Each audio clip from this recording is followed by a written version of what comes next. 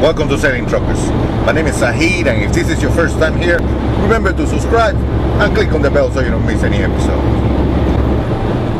Today, as per request, we're getting personal. Very personal.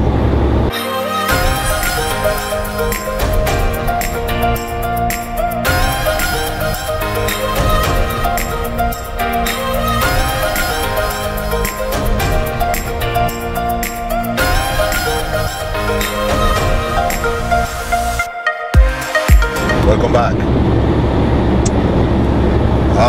Some of my subscribers asked me about how did I get here, and to talk about a little bit about me and my story and all of that. And I'm going to try to be as concise and short as possible, because otherwise this is going to be a whole book. There's a lot to talk about. But anyway, I was born in Havana, Cuba,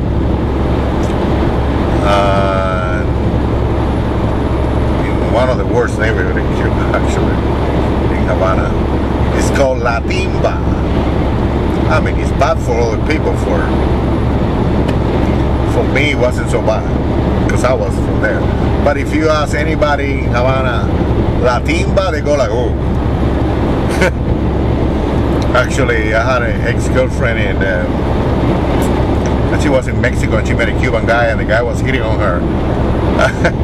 And she said, you know, my boyfriend is from Havana. And the guy's like, really, from where? And she said, La Timba. The guy was like, whoa.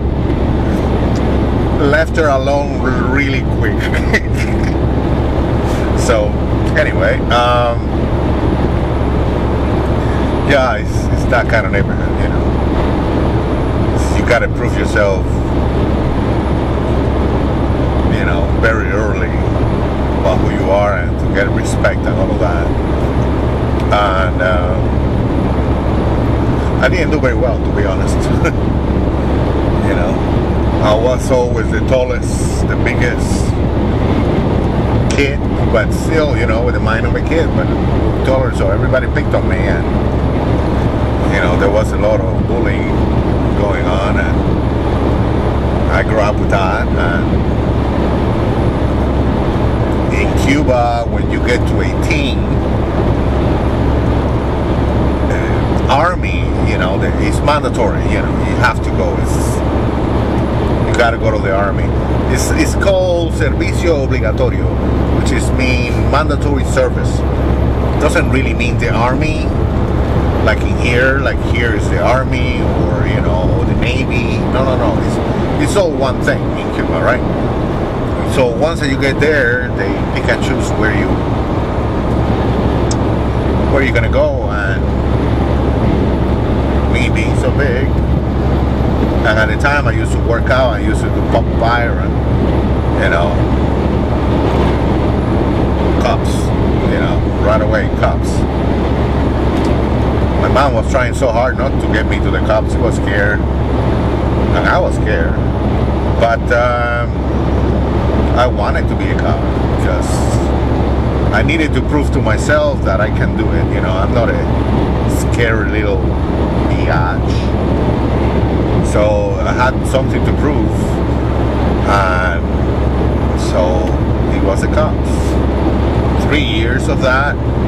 After 3 years, you get to go home, and actually, I was pretty good at it. You know, to be honest, didn't fit very well, because there is a lot of bullying in Cuba. And, you know, with the cops, they think they can get away with anything, and they do. Okay, with anything, and there is no human rights or anything. I had a big problem with that, and many times I ended up fighting cops because of that. So, yeah, I wasn't very well liked in that area, but well respected, that's for sure. And after my 3 years, they were happy to let me go. Go.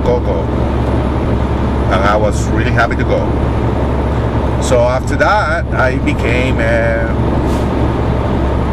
waiter, a bartender, waiter.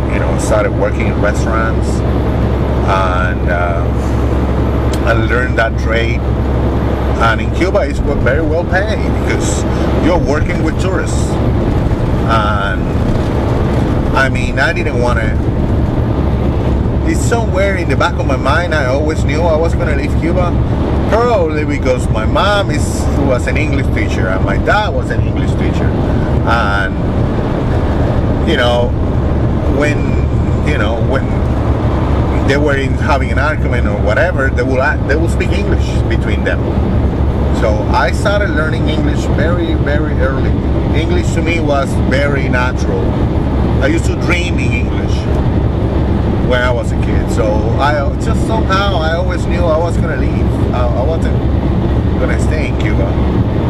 And in Cuba, let's say, if you decide to be a doctor,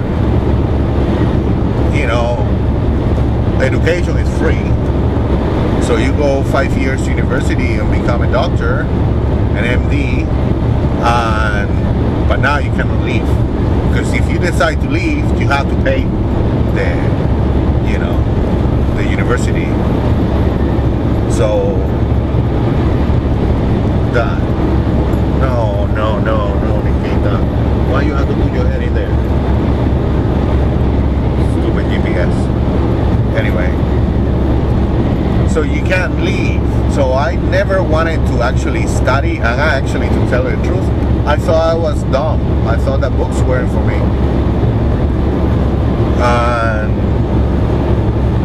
never read anything. Look at a book, I was like, oh, books. But so yeah, I picked up a trade and I started learning, fine dining, wines and all of that, and that's what I did for a long time. So one day, my girlfriend at the time, which I have many, by the way, in Cuba,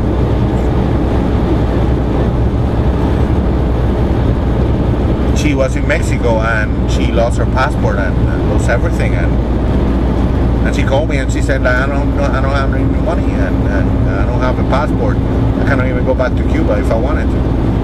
So I didn't have a job at the time, and I ran into the street with my bicycle, and I started asking, for a job. Every private restaurant that I knew started asking for jobs until I got to a restaurant called what's the name of that restaurant? Bon Appetit. Yeah, Cuban Italian restaurant. Bon Appetit. Right. And so I go there and talk to the owner and say, hey, do you need a waiter? And the guy's like, no. Do you need a bartender? The guy's like, no. I need a cook.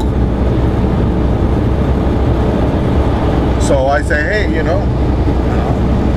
I cook. The guy's like, you know how to cook? And I was like, yeah, I cook at home, I'm the one who does the cooking at home. And they go like, oh, okay. If I give you a leg of pork, can you clean it up and do all of that? And I was like, never done it, but hey, if you put it there, I'll do it. So never thought that I couldn't do anything. It's just, that's the other thing in my mind. I never thought that maybe other people can do it, I can do it. It's not rocket science.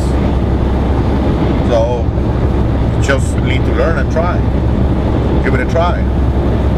I always thought, always through my life, always had that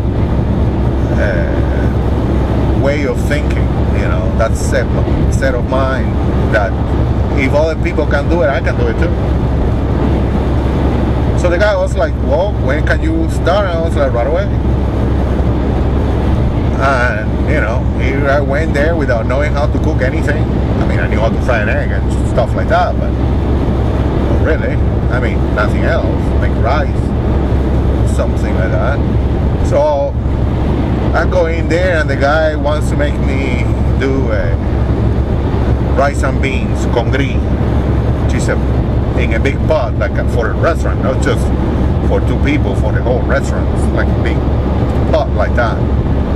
And I had no idea how to do it. So I pick up the phone and I say, hey, I'm going to call home and tell them that, I'm gonna be late today. And I was like, the guy's like, yeah, sure, pick up the phone. It's right there. I called my grandma and I said, hey, grandma, I found a job. And my grandma is like, yeah, good. In a restaurant. Yeah, awesome. I said, cook. And she was like, what? Get out. Run. Run, Forrest, run. And I went like, no, I need this and I need you to tell me how to do this. For every time, you know, it was like, yeah, I will be cooking and making a phone call. Hey, how do you do this? How do you do that? And she will be telling me on the phone, and that's how I'll be cooking. And most of the time I succeeded, you know. Like, I mean, it was doable and it was eatable, but it wasn't the greatest. Let's be honest, because I had no experience, you know. And, you know, after like 2 weeks by myself in the kitchen, cleaning plates and doing dishwashing and everything, and at the same time being a cook with no helper or anything, a real cook showed up.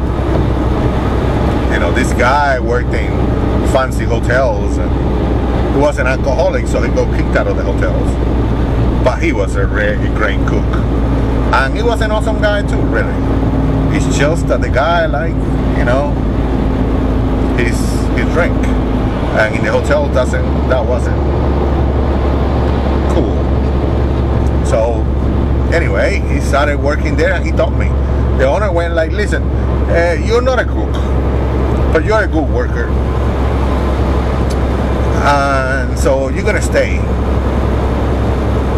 And I stayed, you know, and I learned a lot from the guy on how to cook, especially Italian food and Cuban food, but Italian food. The guy had an extensive knowledge of Italian food, like everything, how to make the paste, you know, from scratch, how Italians do it, you know. The Cuban people take like the tomato can and put it in there and add some water, and you know, you have no idea. And the pasta itself is like this thick. It's nothing like al dente. They don't know that. And no, this guy told me everything. You know, you take the tomatoes, the real tomatoes, and you cut them and you put them there. And instead of like using water, you use red wine. You know, and a little bit of sugar and this and that. You know, to making a bolognese. I mean, my bolognese it's not because it's mine, but it's awesome. I don't know anybody who tried my bolognese and didn't went like, wow, this is amazing. But anyway, so yeah, I worked as a cook, and then the waitress that she was working, an older lady, one day decided to leave and for another restaurant, and then I moved to the outside. I started as a waiter, bartender there, which is what I knew. And I stayed there for a long time. And that's how I met my ex-wife. She was a Swedish Canadian.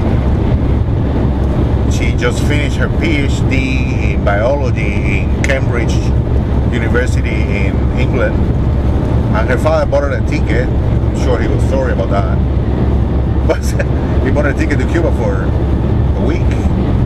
And there she is on the first day trying to order in broken down Spanish, reading a dictionary at the same time, until I went like, do you speak English? And she went like, finally somebody who speaks English. So we became friends, and 3 days later we were dating. And that's how the whole thing started. She started coming back to Cuba for 3 months, then 6 months, then, you know, we did that for like a year and a half or so. She learned how to speak Spanish and everything, and then we decided that, you know, this long distance thing is not working out. To be honest, I never thought about getting married. I really liked her and I have feelings for her and shit, but it wasn't like love first sight, like, oh my god, you know. She was a very intelligent, very smart and classy woman. It's one of those persons that she start talking and you are like in awe of all that knowledge, you know. And her British accent was very sexy, let's be honest, and she was hot. And that's how I became involved. And then one day, you know, we got married, and 6 months later I was in Vancouver, Canada. And since I arrived there, I fell in love with the city. I mean, I didn't know at the time, because the only two places that I've been is in Havana and Cuba. I mean, in Cuba, because I've been all around the country, but in Cuba and Vancouver. But after, you know, at the time I didn't know, but Vancouver is one of the most beautiful cities in the world. It's one of the best cities to live, according to the United Nations. It's one of the second best city in the world to live. As of today, a few years ago it was number one. Now today I think it's Denmark or Sweden is the number one city according to the United Nations. But you know, yeah, went in there, fell in love with it, loved it. The relationship didn't last long though. It's like a year, almost year and a half, almost 2 years. And the relationship. And in Cuba, it's holiday, no taxes, no pressures, no deadlines. It's all good. But Canada is a different story. The bills, the taxes, the rent, the this and that. I go to Canada and I started working 3 jobs. Because like every Cuban, you know, you've been fed this idea that, you know, you come to the United States or to Canada and you work your butt off and you're going to be rich. It's a dream. It's not true. You can work your butt off. You're not going to be rich. You might get by.